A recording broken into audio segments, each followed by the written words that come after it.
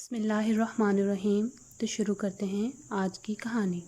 بہن کی شادی کو 6 سال ہو گئے ہیں، میں کبھی اس کے گھر نہیں گیا۔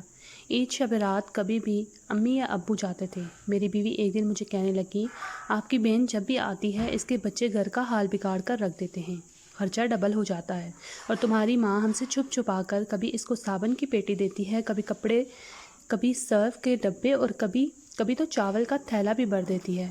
اپنی ماں کو بولو یہ ہمارا گھر ہے، کوئی خیرات سینٹر نہیں۔ مجھے بہت غصہ آیا، میں مشکل سے خرچ پورا کر رہا ہوں اور ماں سب کچھ بہن کو دے دیتی ہے۔ بہن ایک دن گھر آئی ہوئی تھی، اس کے بیٹے نے ٹی وی کا ریموٹ توڑ دیا۔ میں ماں سے غصے میں کہہ رہا تھا، ماں بہن کو بولو یہاں عید پہ آیا کرے بس، اور یہ جو آپ اس کو صابن اور چاول کا تھیلا بھر کر دیتی ہے نا، اس کو بند کریں۔ ماں چپ رہی، لیکن بہن نے ساری باتیں سن لی تھی۔ میری ماں کچھ نہیں بولی، اپنے بچوں کو تیار کیا اور کہنے لگی، بھائی مجھے بس اسٹاپ تک چھوڑاؤ۔ میں نے جھوٹے منہ کہا، کچھ دن اور رہ لیتی۔ وہ مسکرائی، نہیں بھائی، بچوں کی چھٹیاں ختم ہونے والی ہیں۔ پھر جب ہم دونوں بھائیوں میں زمین کا بٹوارا ہو رہا تھا تو میں نے صاف انکار کیا، بھائی میں اپنی زمین سے بہن کو حصہ نہیں دوں گا۔ بہن سامنے بیٹھی تھی، وہ خاموش تھی، کچھ نہ بولی۔ ماں نے کہا، بیٹی کا بھی حق بنتا ہے، لیکن میں نے گالی دے کر کہا، کچھ بھی ہو جائے بہن کو حصہ نہیں دوں گا۔ میری بیوی بھی بہن کو برا بھلا کہنے لگی، وہ بیچاری خاموش تھی۔ بڑا بھائی علیحدہ ہو گیا۔ کچھ وقت کے بعد میرے بڑے بیٹے کو ٹی بی ہو گئی۔ میرے پاس اس کے علاج کے پیسے نہیں تھے۔ میں بہت پریشان تھا، میں نے قرض بھی لیا تھا لاکھ روپے، لیکن بھوک سر پر تھی۔ میں بہت زیادہ پریشان تھا، کمرے میں اکیلا بیٹھا تھا، شاید رو رہا تھا اپنے حالات پہ۔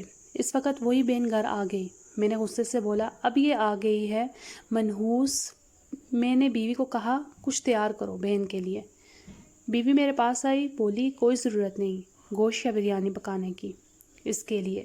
پھر 1 گھنٹے بعد وہ میرے پاس آئی، بھائی پریشان ہو کیا؟ بہن نے میرے سر پہ ہاتھ پھیرا، بڑی بہن ہوں تمہاری، گود میں کھیلتے رہے ہو، اب دیکھو مجھ سے بھی بڑے لگتے ہو۔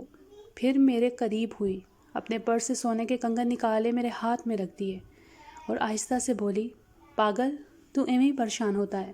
بچے اسکول تھے، میں نے سوچا دوڑتے دوڑتے بائی سے مل آؤں، یہ کنگن بیچ کر اپنا خرچہ کر بیٹے کا علاج کروا۔ شکل تو دیکھ ذرا، کیا حالت بنا لی ہے تم نے۔ میں خاموش تھا، اپنی بہن کی طرف دیکھے جا رہا تھا۔ وہ آہستہ سے بولی، کسی کو نہ بتانا کنگن کے بارے میں، تم کو میری قسم ہے۔ میرے ماتھے پر بوسہ دیا اور میں شرمندہ ہو کر اس کی طرف دیکھ رہا تھا۔ اگر کہانی پسند آئی ہو تو لائک کریں، شیئر کریں، KJ وائس آفیشیل کو سبسکرائب کریں اور بیل نوٹیفیکیشن کو آن کریں تاکہ آپ کو ہماری نئی آنے والی ویڈیوز ملتی رہیں۔ شکریہ۔